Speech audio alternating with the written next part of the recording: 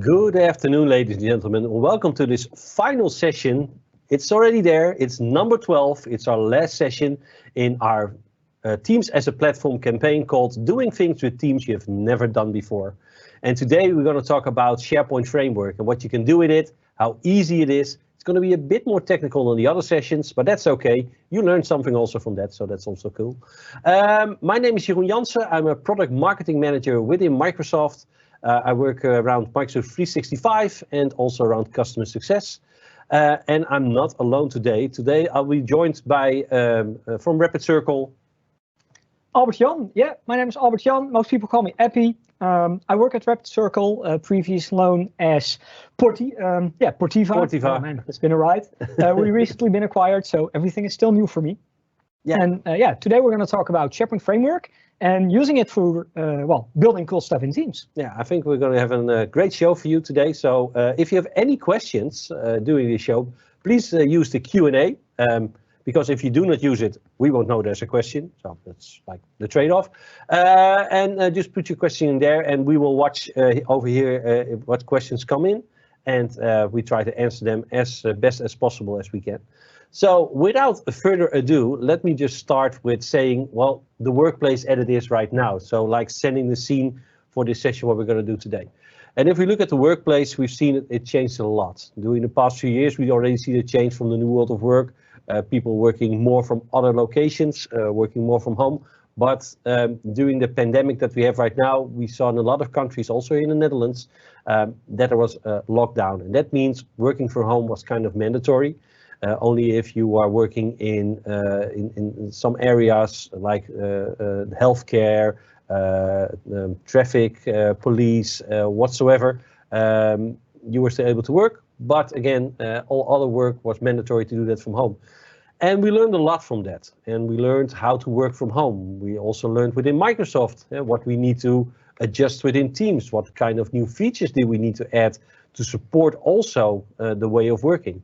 For let's say, when when this pandemic was starting, we had like Teams, I think 6 or 9 that you could see together in one screen and video. And now we have like, I don't know, almost 50, I believe, and you can put people in other backgrounds and stuff. 7 times 7 or 9 times 9 now? Yeah, no, 7 times 7, I think it's now. So it's, and we got these dynamic views. So everything changed. And also the way that you're working. You start working with all kinds of tools, especially with Teams. And you learned how to work with that. You learned how to connect with your coworkers. You learned how to connect with partners or with customers. So the world has changed for all of us. And it's here to stay. That's what we also learned during this pandemic. And it's not that we are not able to go to the office in the near future. No, but we have a choice. We have a choice. Do we go to the office, yes or no? And if you look here at Microsoft, we have stated that for every Microsoft employee, it's now free to choose if you want to work in the office or from home. Or not right now, but after the pandemic, we have that choice. So there's never going to be a meeting where they say you have to be mandatory at the office. All meetings can also be virtual. So every meeting will also have the option to be a virtual meeting. So that also means that we also have to change our conference rooms, because in every conference room there now has to be also a situation where there's like a Teams room system in place. So we are able to use Teams in that conference room together with the people who are working at home. We call this the new hybrid reality that we are living in. And I like it because for me, I don't live that far away. But again, I have a choice. So I can say, well, I feel a little bit sick today, or I feel tired or whatsoever. So I can start later and work from home. Or I can get into the car early morning and drive to the office. That's a choice I can make. So I was wondering, Appy, how's that in Rapid Circle or Portiva? Well, pretty much the same as you described, right? I can pick whatever makes sense for me this day. So our corporate policy is to stay at home currently, but we still have an office. So it makes sense if there is a session like this where we need to co-present something, then it makes sense to be in the same room together, do the session together. So we try to promote a hybrid reality as much as possible. So we try to make sure that if you need to, you can get to the office safely, of course. Yeah. But if you do have meetings, it's always going to be a Teams meeting, and you can plug in whether by phone, whether by laptop or device, whatever you use, you can plug in, you can join, and you can do the things that you need to do. Yeah, absolutely. It's good to hear, because as we also see within Microsoft, we saw a lot of people, a lot, but some people moved from the busy city of Amsterdam or the nearby Amsterdam and moved to the borders of the Netherlands. And some even went across the border and now working from another location just because, or another country, just because they don't need to go to the office anymore. So you got more freedom in how you work. And basically, that's it. That's where it's all about. What works for you? What is that workplace that works for you? There's all stuff coming at you right now. You're in 2 times as many teams than you were before the pandemic. So what works for you? Again, you spend 80% of your time you are in meetings, and that's a lot, right? So not only meetings, but collaborating with others. It's a lot of time. How do you cope with that? How do you work with that? And I think that's the big challenge for us. And we are learning from this, right? So everybody is learning. We see all kinds of good initiatives coming up, like people walking together, doing meetings, physically or virtual. You also have these virtual walk and talks where people go outside with their headsets on and then have a meeting. It's not something I would do, but I know it's been done. So well, for me, we do have a day, well, we call it the daily day start. We just join a Teams call for a quick coffee break, catch up. And I try to do a morning walk whenever we have a meeting like that. It's not that I need to take notes. It's not that I need to do anything, just catching up with colleagues. So I usually just join Teams with my phone, put my headset on and go for a walk for like 10, 15 minutes. So it's the best of both worlds. I can get some air as well as making sure that I meet my colleagues. Yeah, absolutely. That's good, that you have that possibility. And whatever works for you works best, I always say, right? So it's your own way of working. But of course, there are some challenges nowadays. We spend a lot of our times using email, right? And not even when we are working together, or even when we are doing this presentation, email is still coming in. And in a day-to-day basis, we spend almost 1/3 of our times using email and doing email. And that's a lot. And we try to make that less by doing more with Teams. So there are things that you can do around it. Also, the information overload that you are getting. There's so much information coming to you. What's relevant information? All of these things matter nowadays. And how do you cope with that? So let me imagine together with you what a workplace can be and how a workplace should look. And if you look at the things I'm showing right now, you want all of these things in a single hub, in 1 or maybe 2 devices that you have. You have your mobile device, you have your laptop, and your laptop is fully aware who you are with face recognition to unlock, but also have one single environment and one single hub, in this case Microsoft Teams, where you can do all of these things, where you communicate, where you can collaborate, where you can automate all kinds of routines using Power Automate. I know you did an amazing session, I think it was last week? Last week was session 6. Session number 6 about Power Automate. So if you want to know more about that, watch till the end, or if you are watching a recording, you can scroll to the end, of course, where we will show you where the sessions are, if you missed some sessions that you can have a look at. But also in that single hub, you want all of your applications that you work on a day-to-day basis, or create your own applications, when we talk about in just a second. So all of these things combined in one single hub brings it all together, and making sure that you can communicate, collaborate, work with the right tools you need just for one environment. And we call that within Teams, the Teams as a platform. And that means we got 4 pillars around the platform thought. We got the Power Apps, small applications that you can easily build. We have also some sessions done doing this webinar series around this. Power Automate, again, session number 6, so one to watch out for. But Appie will tell you about more how to automate processes. Power Virtual Agents, how to work with chatbots, what they can do for you, what they bring to you, and what the benefits are. Is also what you can still watch. But basically, these chatbots are really interesting because it can combine some easy tasks where you previously should search on websites for, and now you can say, well, what are my holiday days I still have, and something like that. So it's a bit of a twist in how we work, right? Usually, or ever since I started working, if you wanted to know something, you actually had to search for it. So you had to go like, okay, what is the corporate policy around this topic? So step one would be to go to the corporate policy, download that file or open that file, scroll to page 600 and find whatever corporate policy you had in place. And with Power Virtual Agents, you can actually ask a question and make that system intelligent to figure out what you mean using language understanding. Then second, get the content that you need and to directly say, okay, we think this is the answer. Here you do have still the full document. You can still open it and scroll through it if you want, but chapter 1 or chapter 2 or page 600 contains the content that you're looking for. This is the abstract. There you go. So it's a different way of interacting with your devices and within your content. And something getting used to, right? If you do this for the first time, you just feel like, am I talking to a robot? Something like that. And basically you are, but yeah, it's something to get used to. And last but not least, third-party applications. We already discussed a bit about applications residing into Microsoft Teams. One of these things is, of course, that you have all kinds of applications that you're now working outside of Teams that you can embed within Teams. And we have more than 250 applications from our ISVs. And ISV means software vendors, so application builders.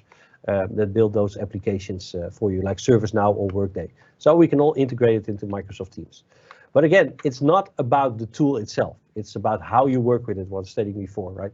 We're now with 5 generations in our workforce here in the Netherlands, and I think across the globe it's basically the same, and everybody has a different way of working, has a different background on how they work. And people who are now nearing are coming to their retirement age, they worked with fixed desks, with fixed phones, starting to work with computers. It's for them totally different than somebody who's now coming out of school, starting to work, who's fully aware of what the internet is really in panic when there's no internet connection or whatsoever. Different place for everybody. So it's all about the approach. And for us, it's important to facilitate that approach and to facilitate the tools that work for you. And one of the cool tools that can work for you is this one that's just released on the 30th of March. It's general availability for everybody. It's Viva Connections. And with Viva Connections in this case, you can see that we pinned our intranet page that we have within Microsoft, within Teams. That means when I open up my Teams environment, the first thing that you see is this page. And this page for me shows me all the news around Microsoft, what we are doing. It shows also my own highlights, what's important to me. So with artificial intelligence, it shows me, oh, you're interested in Microsoft Teams. So it will show me most relevant information about Microsoft Teams. And also information about, it's maybe a co-worker's birthday within my team. What's the lunch menu? Again, lunch, it's a thing. But basically, that's what it will show me. And with that, I would like to hand it over to Appie to give us some more insights and in-depth on the SharePoint framework. Yeah.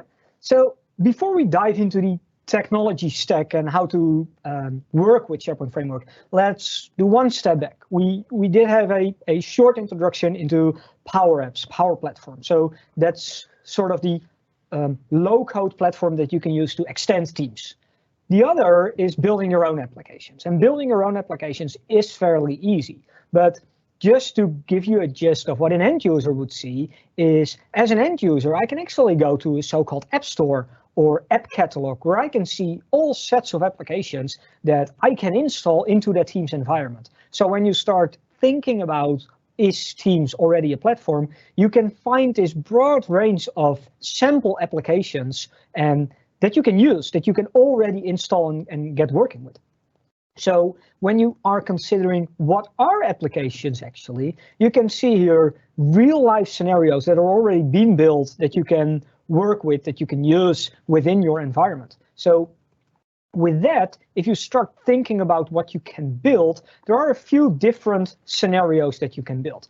First of all, if you look at how applications work in Teams, they tend to work as a package. So you install an application, and that application that has different capabilities. So you do have applications that are running tabs. You have applications that run bots, notifications, adaptive cards, voice and video, or messaging extensions.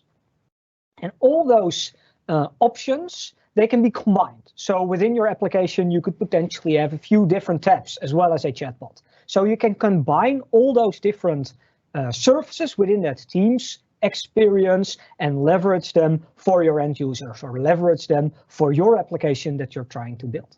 And that application can interact with your own services, with your own data, own databases, or it can use the Microsoft Graph if you want to interact with the Microsoft 365 stack. So you can interact with Teams through the use of the Microsoft Graph. You can interact with Exchange mailboxes if you want to. You can interact with SharePoint. You can interact with any service or your own services. And when you're building apps, those are either personal or for a team. So building an app can be a personal app, something that you as an end user can use or that another end user can use, or you can build them for a whole team or a whole organization. And considering how you can publish an application, you can either start thinking about it from an enterprise developer perspective, where an enterprise developer can build an application that's only for their enterprise, their organization. It will be published only for them. Or you can publish it as an ISV, as a software vendor, through that app catalog, to that store, so that anyone in the whole wild world can use it. If you do want to publish it, there are some requirements. So you have to make sure that you adhere to the rules. There will be a vetting procedure. Microsoft will actually check what is in your application. Does it make sense to get it in the store? But anything you build potentially can be released into that store. Kind of like on your phone, you do have a store. You can pick the app that you like. It's the same with Teams. You can build your Teams application, publish it, and anyone can use it. So that's really, really cool scenario. And it checks all of these things like, is there malicious code inside? Yeah. Is it the external connection that is making? Are those secure connections, yes or no? Yeah, so what happens if you try to publish your application? Microsoft will go through the application, see what's happening. Does it adhere to the rules that we agree on, naming conventions, images in place, stuff like that, as well as what data are you pulling? What data are you processing? How are you processing that data? So you can be sure that applications that are in the store at least comply with most of the regulations. You still have to want to make sure that what you are installing is, if that is something that you trust, yeah, because ultimately you're responsible, but Microsoft does quite a few things for you in checking those applications and checking their data. Cool. Now, what is a Teams application actually? And if you look at what a Teams app is, it is pretty straightforward. There is a package that lives in Teams, and that's just a zip file. That zip file contains some configuration, a manifest JSON, and two images, a large icon and a small icon. That's all there is to a Teams application. So if you are building a Teams application, all you need to know is there is one JSON file, some content in it, and that's it. There's nothing more, nothing less. So once you have that JSON, then you're good. Then you have your Teams application. On the other end, there is a cloud location, probably Azure, where you want to host specific configuration, where you want to host your Teams application, where you want to host your APIs. And there are some rules around it as well. You do have to have a terms and condition page. You have to have a privacy policy. There has to be a start page that you can navigate to actually see some information about the application. But it doesn't really matter where you host it. So if you're building applications, you could potentially leverage anything you already have in place. So if you already built a web application, you can use that web application and put that into Teams. You can put it into the Teams application and use it there. So it's fairly easy to get started. On the other end, that manifest JSON, while it is fairly easy to create one, it can become pretty complex. You can put a lot of configuration, a lot of detail into that. Yeah. And that's where the SharePoint Framework is coming in. The cool thing about the SharePoint Framework is that you actually can build a Teams app without needing to think about that manifest, without needing to think about where to host all that configuration. With that SharePoint Framework, what you can actually do is you can create a web part, because SharePoint Framework has been built for SharePoint. It's building for web parts, but you can upgrade that web part that you could put into a SharePoint page, and you could upgrade it to become a Teams application as well. All that requires is one single checkbox, and from that point, you can use that web part as a Teams applications directly into Teams. It's really cool, because now it resides, as you can see here in the slide, into Azure. Yeah. So the back-end side is Azure. I think the big benefit around this is that you have the ability to use all the security features that are in place, also the single sign-on option, because it resides in the same environment. But if you go externally to other clouds or whatsoever, you can still use that if you look at the Azure AD, and you can authenticate through that to these other clouds also. So there are multiple possibilities that you can use. I think this is the easiest possibility to do, or the easiest option to do, because it resides in the same environment. But I can imagine if you also go outside, there are also multiple options to do that and to have that security environment in place and the authentication in place. Yeah, so the cool part about using SharePoint Framework is that it puts in place all the plumbing. There's no infrastructure I need to think about, no authentication requirements. It just almost like 3 clicks and it's done. So it's really cool to get started, build your first samples. And if you're starting from a blank canvas, that's definitely an easy way to start. If you already have stuff in place, whether it's in Azure or other cloud vendors, you can still hook it up into Teams, and you can still do all the things around authentication. Hence, if it's in Azure, then setting up authentication is probably the easiest. If it's another cloud vendor, you could still get it working. All you need is OAuth, but it requires some, let's say, manual work on your side to make sure that everything is put in correctly, but you can still achieve the experience of single sign-on authentication, making sure that no one is touching your app if they're not allowed. Yeah, excellent. Now, if you want to start building stuff, there are a few things that you need to be aware of. First of all, the tenant level, so the highest level that you have, or the base layer, there is a set of configuration rules that you can apply. And you can start thinking about, are we allowed to install apps at all? Do we want to prevent that? Or do we allow our developers to build apps and use them? Or do we want to only allow or not allow at all third-party applications? Do we want to do governance configuration around who can access data, what access can live in Teams, or what data can live in Teams, and how can we access data that actually lives in Teams? So there is this broad range of settings that you can do on tenant level, and you have to get that in place. You have to have your governance in place before you start building things. I think that's one of the most key things to learn. What we see a lot at customers, and I know you guys out there, you experienced this before. We're talking all about these cool features about what's in Microsoft Teams, and then you look in your environment and you see you don't have that option. You don't have the option to install apps.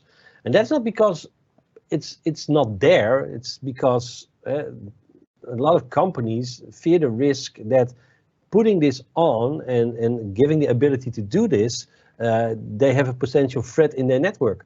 And of course, it's good to have that kind of thinking about it, and that well, is it a risk? But I think it's better to look from the other side and look what is possible. What can we use? What applications do you want to push? And I know you're going to show something later on how to manage that, a bit of governance. What kind of applications do you want to push?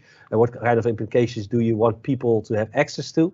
So you have that possibility within your organizations to make sure that you are able to give your workforce the best of the best that they can have, and also still make it secure, have compliance in place, and making sure that the governance is also in place.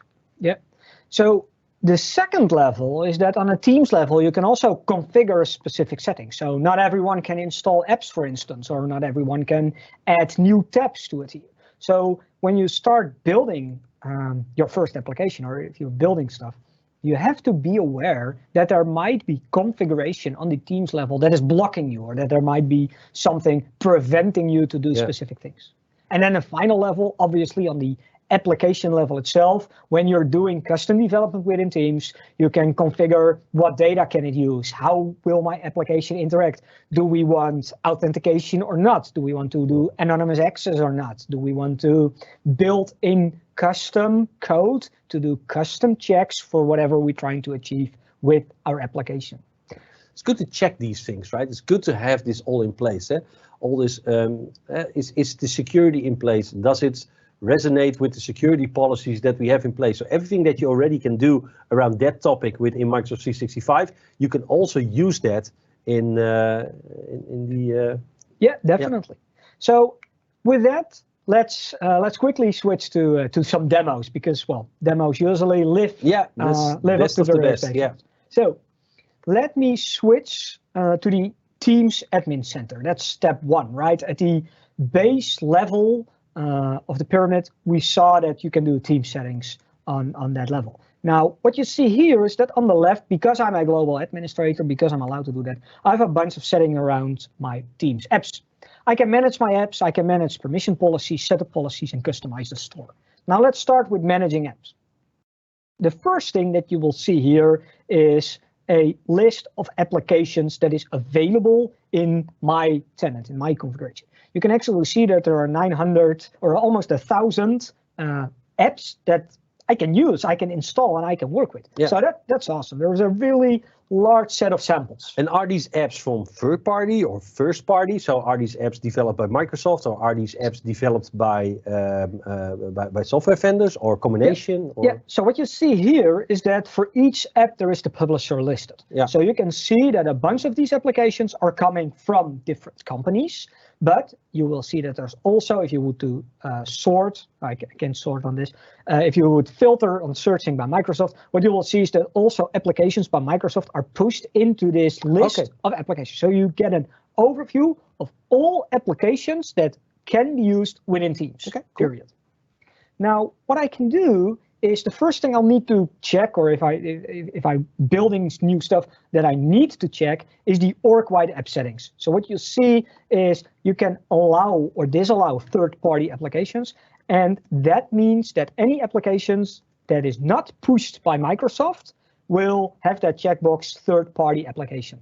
So if it's pushed by Microsoft, then you cannot block it by default, but if it's pushed by another vendor or another ISV, you can just block it. So just simply flick it off, and then by default, all applications are blocked. Yeah. You can also say any new third-party app should be turned off by default. So if you already discussed, okay, we're going to start with this set of 900 applications, we're good with that. We made sure they're all good. They're all legally what we want them to be, but we don't want to be surprised with applications that we weren't aware of. You can flick that other button up. Yeah. One thing that is important, that's the custom apps. So you can see here, allow interaction with custom app. If I would turn this off, then I cannot develop against this environment. So probably within production environments, this would be a checkbox that is turned off by default, preventing developers to building new applications, uploading new applications, or testing new applications. But because this is a demo environment, I obviously want this to be turned on. Yeah. Otherwise, I couldn't try my code. Now, what you also see is that there is this nice, almost call it an alert, but an additional set with information explaining how you can use the Azure Active Directory to block additional settings. So within the Azure Active Directory, you can change specific requirements around the cloud applications. So what you can say is, even though you can add the application to Teams, I don't want all users to sign into this application. Yeah. So you can make applications that are only available for administrators or only available for a specific set of users. So that's a bunch of settings that you need to set up by default before you start developing with. Other things that are interesting is the set with permissions policies. So by default, if you look at the permission policies, you can allow Microsoft apps, third-party apps, and custom apps. And what you can do is you can create your own permission policies, assign those permission policies to specific users or to all users. And you could say, hey, those third-party applications, no, I'm going to block them for everyone. That means that no one in your organization can actually use those applications. And that could be something that is configured on your tenant. So if you are wondering, hey, I'm missing all this cool stuff, then it might be that one of these permission policies has been changed or have been applied to your account. Yeah. So do a reach out within your organization if this thing is blocking and you want to work with this. Maybe there's like a tenant you can use, a test tenant or whatsoever. A lot of companies have that, but basically check what the policies is within your organization to make sure that you're able to do all this cool stuff that we're going to show you today. Yeah. So then there's also the setup policies, and within the setup policies, you have some additional configuration. And one of the things that you can do within the setup policies is you can set the pinned apps. So imagine that you've installed the Viva application. What I can do with this is I can make sure that that Viva application actually shows up on the left navbar of Teams. So if I switch to my Teams environment, you see here all the pinned applications, so activity, chat, Teams, calendar, calls, files. And if I go here, you can see that those are actually here as well. I could remove them, I could change the order, or I can add additional ones, making sure that if I have a corporate application or I want to push Viva to my whole organization, I can just put it in here and then it will show up. One remark, it takes around 30 minutes to show up. So when I was installing the Viva application, I was like, I must be doing something wrong. It's not showing up. Turns out it just takes some time to show up. Yeah, and the funny fact is that I was checking the install instructions, and now it's also in the install manual saying that it takes like 15 to 30 minutes to from caching to show up. So that makes sense, right? Caching is a good thing. Yeah. So the last thing that you can configure here is you can do some customization to the store. So it's not per se that you can change the complete look and feel, but you can at least add a logo, you can add a custom background and some color, making sure that the store experience within Teams is something that looks familiar to your end user. So they know, oh, I'm now in the corporate approved store. It's showing things that I am able to use, that I'm allowed to use within my organization. So from here, there are pretty much a bunch of settings that either you need to do as you start developing on a new tenant, or that your company already might have put in place, preventing you to load third-party applications and start working with them. So with that, we've now seen the tenant setup. We've now seen that I can change the things that I need to change. I can start working with it. So let me quickly switch to the team settings. What I can actually do here is I can add applications, and applications can be added through different ways. I can do add a tab, and within the add a tab, I can see all the available tabs that are already available in my environment, or I can go to manage app to manage applications in this specific team, or I can close this one and I can go to the app store experience. And here you can see the same as we had on the screenshot previously, all the applications that are within your environment. Yep. Now, when we discussed apps like 10 minutes ago, I explained that there is this package, right? So if you building apps, it's all building that package. That's the first step. Now, what Microsoft did is they released an application for that. It's called the App Studio. And the App Studio allows you to configure your application without the need of having to write code. So even though you might be a developer, JSON might look a bit off to you, or it might be too large of a set of text to process. There is this really nice interface that allows you to, well, almost in a form-like or drag-and-drop-like experience, just to walk through how to create an application.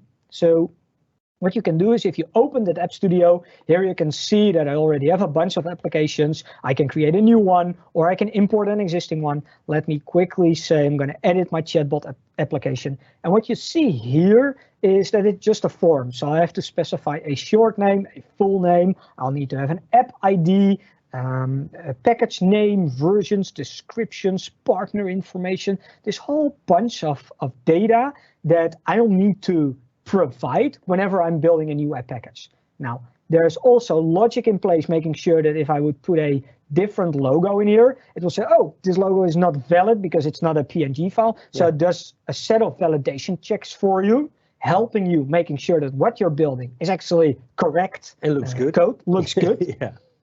So now what I can do is I can just go through all the steps. And what you can do is I created this manifest, so there's already something in place. And then I can go, oh, I want to add specific tabs. So if I press this, I can say, okay, what's the configuration location of this application? Is it linked to teams, groups, meetings? Do we want to do things with side panels, with details? Oh, no, I'm not going to add a tab. I'm going to work with bots. So I already have a bot. I can generate a new password for that. I can add specific commands.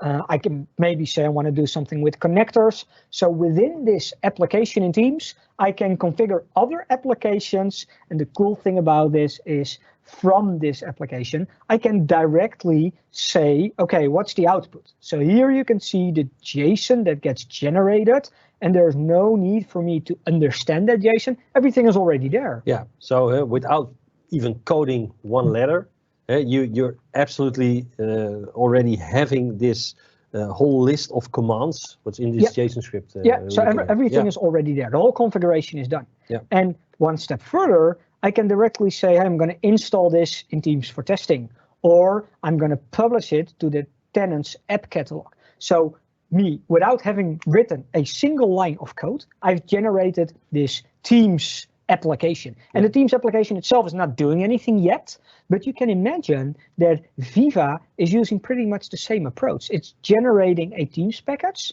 and it's pointing to a specific location. Yeah, that's all that happens. Basically, specific SharePoint page. Yeah, it's publishing to an internet site in this case, or communication site whatsoever, and taking that information into Teams.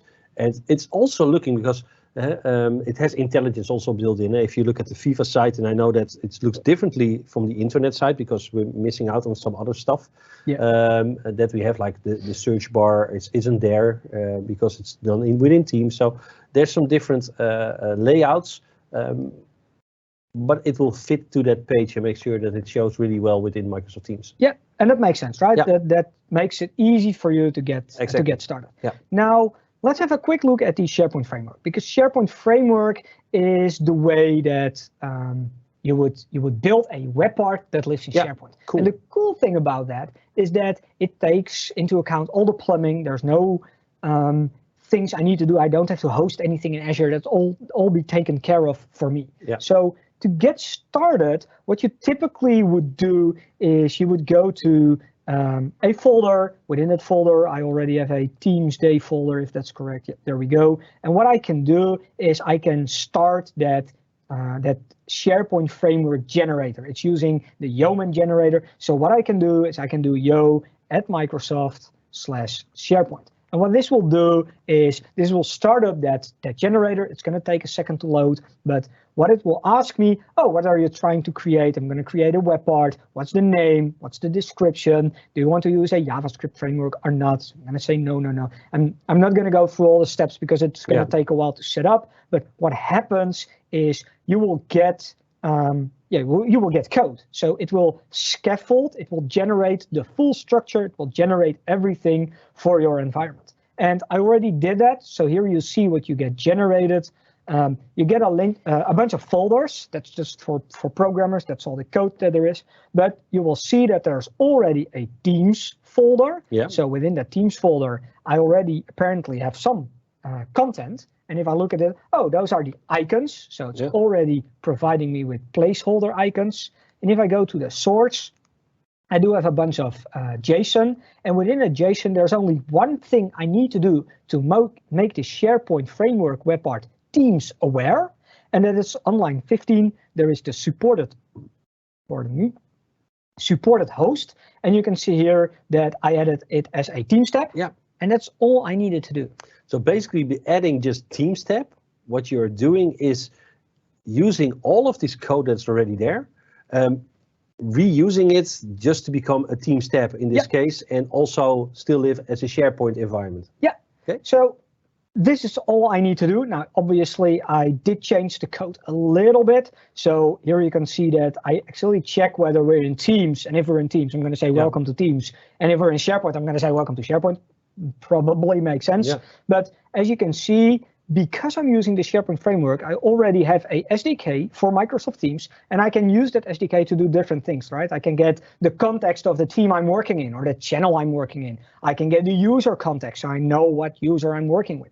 So because within that SharePoint framework, I get a bunch of tools that I can use within the experience to start working with the Teams environment. Now, this code is there. All I need to do is I need to run like 1 or 2 commands to publish this. And once I've run those commands, what I get is I get a SharePoint Framework package. And that SharePoint Framework package, I'll need to upload to the app catalog. And I already did that because it takes like 1 or 2 minutes to work, to get processed. So what I did is I uploaded that Teams package. It's called Teams Day. And then there's only one thing I need to do. I need to make sure that I sync to Teams.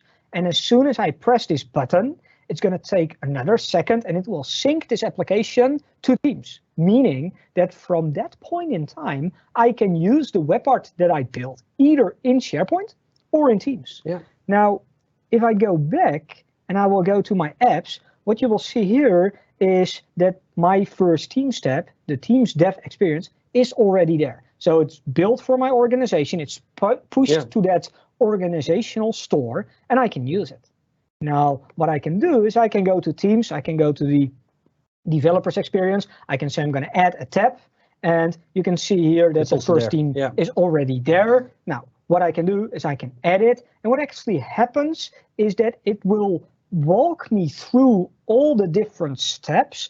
And as you can see, it already put a nice icon in there. Yeah, so I didn't write any code to do this. This is all scaffolded for me. I can click on save. And then it says setting up my first team tab. It's going to take a second. Oh, poof, that's already there. That's really quick. And as you can see, I didn't need to write any code for this. So all I did is, hey, I'm going to do a SharePoint Framework web part, something that I might already do for my organization, might already have something in place. And by adding one command to that JSON, it becomes Teams aware. And what I can do now is I can change those web part properties. I'm going to do a cool demo. You can see that it directly resonates within that tab itself. Now, obviously, you can build complex applications. You can build whatever you like as a Teams tab. But the cool thing about that SharePoint framework, and basically what you're doing here, you can also do in SharePoint. Yeah. So it's a two-way street in this case. And the cool thing is that you can even add it to your Viva page, and then it would show up in Viva, in SharePoint, and in Teams. Wow. So you would have like the best of all worlds. Just of all worlds, and just in one environment. So you're just programming it or clicking it together, for, let's say, in one environment, and it brings it together to all of these environments. So okay, really cool. So is this also a question from the audience? Is this also mobile aware? So, let's say I'm doing this on a mobile device. Will it then? How will it then show up? Does it take into account the? Yeah, there are a few things that are taken into account. First of all, what you build as a Teams application can be mobile aware, but you have to do things yourself. Okay. So if you look at the SharePoint framework, what actually happens if I would make this a slightly smaller experience, let's do the F12, let's say Open DevTools. What actually happens is you'll see that is it not scaling really well. It scales a bit, but I didn't put any effort into this. So if you want it to be fully responsive, then you'll need to do things yourself. So you need to make sure that it works on the smaller resolutions, on different resolutions. Okay, cool. Typically, if you build stuff, then you can make it fully mobile aware, whether you're in the browser or in the Teams client. The experience would be the same. Yeah. So yeah, definitely possible. But you do need to do a few things, making sure that it scales. Cool.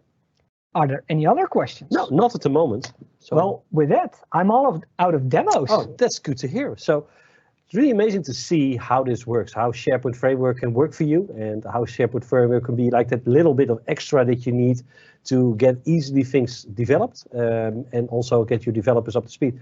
Just a question from my end.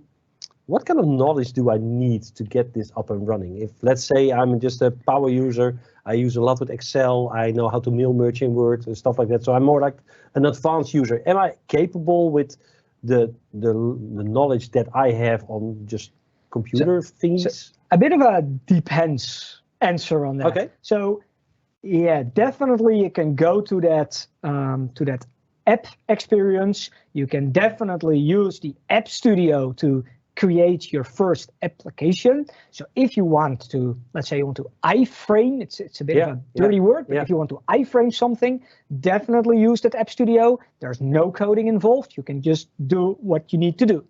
if you really want to build interactive experiences where you can configure certain properties, or maybe you want to build a 3D world where you can jump through certain hoops, or you can build a game, those can all be built within Teams, but that definitely requires development experience. Okay. So if you're not a developer, you can do quite a few things, either with a low-code experience or just using the Teams App Studio to build your first app.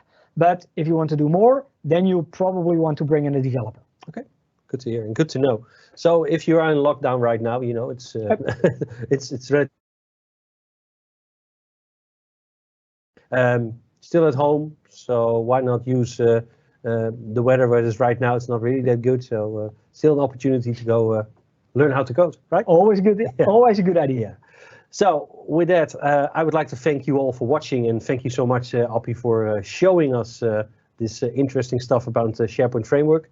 For me, last things to say, some suggested next steps. If you want to know more about this, please reach out to Rapid Circle and ask for Albert Jan. He will definitely will able to help you with all of your questions.